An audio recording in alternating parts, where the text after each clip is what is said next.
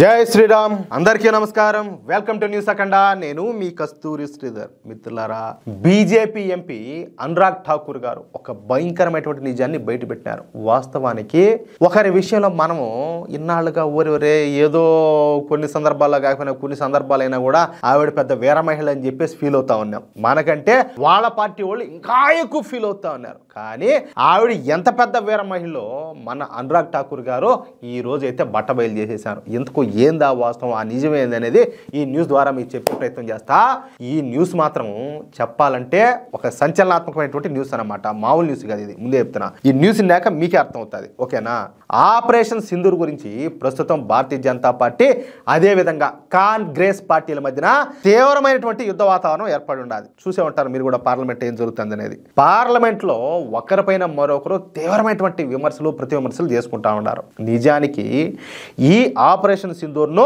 ఒక ఆయుధంలాగా మార్చుకొని వచ్చే బీహార్ ఎన్నికల్లో విజయం సాధించాలని చెప్పేసి ఈ కాంగ్రెస్ పార్టీ అయితే భావిస్తుంది సాధ్యమేనా అదే సాధ్యమేనా అంటాలే అందుకోసం మన దేశ గౌరవాన్ని దేశ ప్రతిష్టను మంట కలపడానికి కూడా ఈ కాంగ్రెస్ పార్టీ అయితే సిద్ధపడిపోయి ఉండాలి సిద్ధపడేది ఏంది ఆల్రెడీ కాంగ్రెస్ పార్టీ ఆ పని మీదనే ఉండాలి అదే చేస్తుంది ఇకపోతే పార్లమెంట్లో కాంగ్రెస్ పార్టీ మాట్లాడుతుంది రెండు మాటలు అవి అమెరికా అధ్యక్షుడు డొనాల్డ్ ట్రంప్ ఫోన్ చేసి నరేంద్ర మోడీ గారిని బెదిరించాడంట ఏది ట్రంప్ ఫోన్ చేసి బెదిరించే మోడీ గారు భయపడతాడా ఇట్లా ట్రంప్ గారు ఎంతమంది అయితే ఒక మోడీ గారు అయ్యేది కేఏ పాల్ కన్న మారి తయారైనాడు ఎవరు ఆ ట్రంప్ ఆయనకంట నోబెల్ ప్రైజ్ ఇవ్వాలంట ఏది ఇదంతా కూడా కాదు జోకర్ లేకల్లా పెద్ద జోకర్ మారి తయారైనాడు ఆ ట్రంప్ ఊరికే కూడా కాదు అటోడు మాట్లాడినాడంట ఆయన ఫోన్ చేసి బెదిరించే మోడీ గారు గడగడగా పదిరిపోయినారంట ఏం మాట్లాడతారు అసలు ఎవడికి మైండ్లు ఫీజులు మింగినాయి ఎవరు నాకు అర్థమే కావడంలే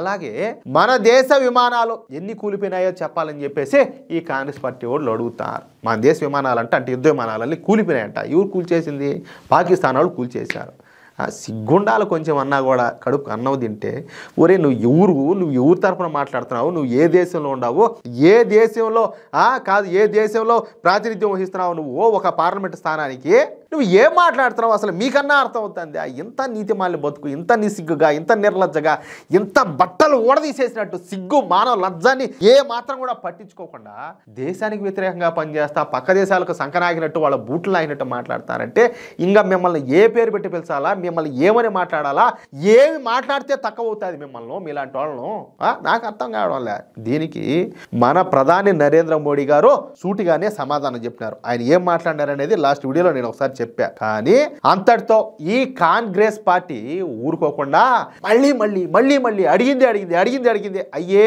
ప్రశ్నలేచా ఉద్దేశపూర్వకంగా మళ్ళీ రిపీట్ చేసి ఈడిపోతే వాడు పోతే ఇంకొకటి ఏ క్వశ్చన్స్ అడుగుతారు అంతేకాకుండా మన భారతీయ సైనికుల ఆత్మస్థైర్యాన్ని దెబ్బతీసే విధంగా మాట్లాడతారు వాళ్ళు అట్టే మాట్లాడతారు ఎందుకంటే వాళ్ళలో ప్రవహించేది భారతీయుల రక్తం కాదు ఏ పాకిస్తాన్ వాళ్ళ రక్తమో చైనా వాళ్ళ రక్తమో ప్రవహిస్తూ ఉంటుంది వాళ్ళలో అది ఏండో కలితే అయితే జరిగి ఉంటుంది దీంతో ఒళ్ళు మండినటువంటి భారతీయ జనతా పార్టీ ఎంపీ అయినటువంటి అనురాగ్ ఠాకూర్ గారు కాంగ్రెస్ పార్టీకి సంబంధించినటువంటి ఒక అతిపెద్ద రహస్యాన్ని బట్టబయలు చేసేశారు ఇంతకు అది ఏందయ్యా అంటే ఖచ్చితంగా జాగ్రత్తగా వినండి ఎవరు మిస్ అవ్వద్దు 1971లో భారత్కు పాకిస్తాన్కు మధ్యన యుద్ధం జరిగిన సంగతి మీకు అందరికి కూడా తెలిసే ఉంటుంది ఈ యుద్ధం అనేది బంగ్లాదేశ్కు స్వాతంత్రం ఇప్పించడం కోసం జరిగింది అర్థమవుతుందా ఈ యుద్ధంలో మనమే గెలిచినాం 90,000 మంది పాకిస్తాన్ సైనికులు మన భారత ముందు లొంగిపోయినారు తరువాత మన భారత ప్రభుత్వం ఏం చేసిందంటే వాళ్ళందరికీ కూడా ఎవరికి ఈ పాకిస్తాన్ సైనికులకు ప్రాణభిక్ష పెట్టి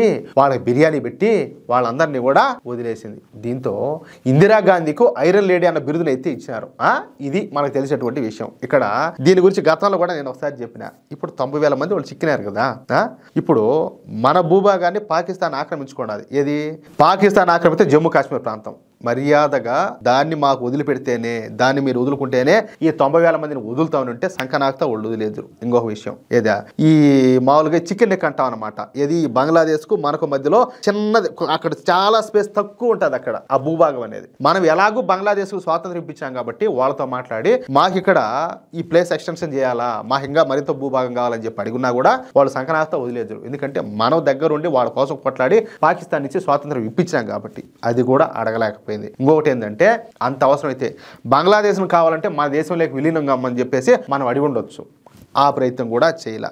మళ్ళీ ఈవిడ మాత్రం ఐరన్ లేడీ అయిపోయింది. ఎట్లయింది ఐరన్ లేడీ?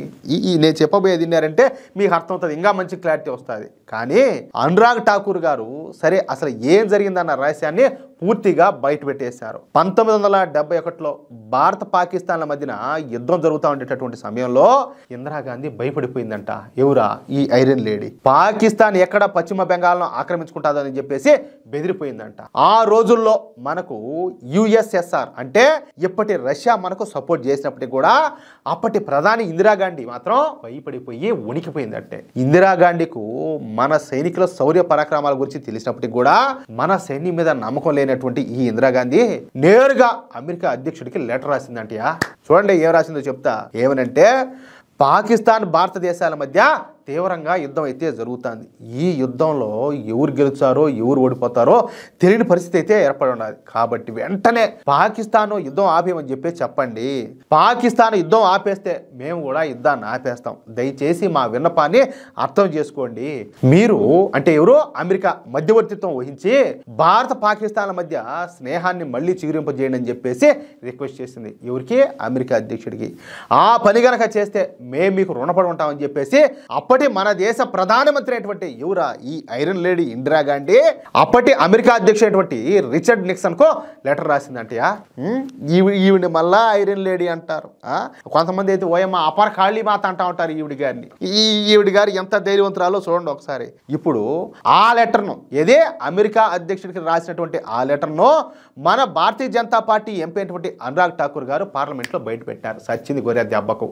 బయట పెట్టడమే కాకుండా ఆ లెటర్ను పార్లమెంట్లో చదివి వినిపించాడు. ఈ సందర్భంగా అనురాగ్ ఠాకూర్ గారు మాట్లాడుతా 1971 యుద్ధంలో గెలిచింది ఇందిరాగాంధీ కాదు, మన భారతీయ సైనికులు. ఇందిరాగాంధీకు మన సైనికులపైన ఏ మాత్రం కూడా నమ్మకం లేదు. అందుకే ఏ మాత్రం సిగ్గుపడకుండా ఏ మాత్రం కూడా ఆలోచించకుండా అప్పటి అమెరికా అధ్యక్షుడైనటువంటి రిచర్డ్ నిక్సన్కి అయితే లేఖ రాసింది. తాను ఎక్కడ ఓడిపోతానో అన్న భయంతో నిక్సన్కి లెటర్ రాసి మన దేశ సైనికులను అయితే ఇందిరాగాంధీ అవమానపరిచింది అని చెప్పి మాట్లాడినాడు. అంతే కదా, వాస్తవమే కదా. ఈవిడ ఎట్టయా స్వామి ఐరన్ లేడీ అయింది. కానీ అప్పుడు యుద్ధాన్ని ఆపేయడానికి మన సైనిక జనరల్స్ ఏ మాత్రం కూడా ఒప్పుకోవాలా. తుది వరకు పోరాడి పాకిస్తాన్ అయితే చిత్తుగా ఓడిచేశారు. ఈ క్రమంలో అనేక వేల మంది భారతీయ జవాన్లు వీరమరణం పొందినారు ఏది ఈ యుద్ధ సమయంలో. కానీ ఈ ఇందిరాగాంధీ మాత్రం ఆ విజయాన్ని తన ఖాతాలో వేసుకునింది. పైగా ఐరన్ లేడీని అని చెప్పి తనకు తానుగా బిరుదును ప్రకటించుకునిందని చెప్పేసి కొండ బద్దలు కొట్టేశాడు అసలు విషయాన్ని. ఇది ఇట్టోళ్లే మనకు కావాల్సింది. ఇది నిజంగా నీతిమాలిన చర్య అవునా కాదా? ఒకసారి మీరు ఆలోచించండి. పైగా మన సైన్యం 90,000 మంది పాకిస్తాన్ సైనికులను సజీవంగా పట్టుకుంటే అప్పటి ప్రధానమైనటువంటి ఇందిరాగాంధీ మాత్రం ఏ మాత్రం ఆలోచించకుండా వాళ్ళందరినీ కూడా వదిలిపెట్టేసింది. అప్పట్లో మన దేశానికి చెందినటువంటి కొంతమంది సైనికులను పాకిస్తాన్ అరెస్ట్ చేసింది. కానీ ఈ ఇందిరాగాంధీ మాత్రం మన సైనికుల విడుదల గురించి మాట్లాడకుండా దాని గురించి పట్టించుకోకుండా పాకిస్తాన్కు చెందినటువంటి 90,000 మంది సైనికులను స్వేచ్ఛగా విడుదల చేయించిందని చెప్పేసి భయంకరమైన విషయాన్ని అయితే బయట పెట్టాడు. ఇది ఇందిరాగాంధీ సాధించినటువంటి ఘనత. ఏంది ఇది? అమెరికా అధ్యక్షునికి లేఖ రాయడం ఒక తప్పు అయితే పాకిస్తాన్ చెరలో ఉన్నటువంటి మన సైనికులను విడుదల చేయించకపోవడం మరొక తప్పు అంటూ మన భారతీయ జనతా పార్టీ ఎంపీ అయినటువంటి అనురాగ్ ఠాకూర్ గారు ఈ ఇందిరాగాంధీ అసలు రహస్యాన్ని అయితే బట్టబయలు చేసి ఈ కాంగ్రెస్ నోటికి పెద్ద తాళం ఒకటి ఎత్తపోయి వేసాడు. అది అసలు సంగతి అయితే. ఇన్నాళ్ళు కూడా ఇన్ని రోజులు కూడా ఈ ఇందిరాగాంధీ ఏదో ఓడం పొడిచింది ఓయమ్మ పెద్ద ఏం చెప్పి అనుకుంటా ఉన్నారు కదా. కానీ అసలు కథ అయితే ఇదియా.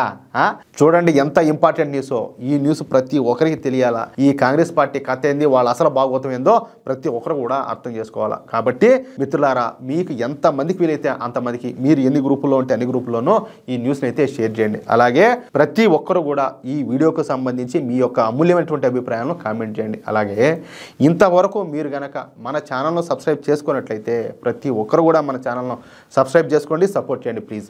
జై శ్రీరామ్, జై హింద్.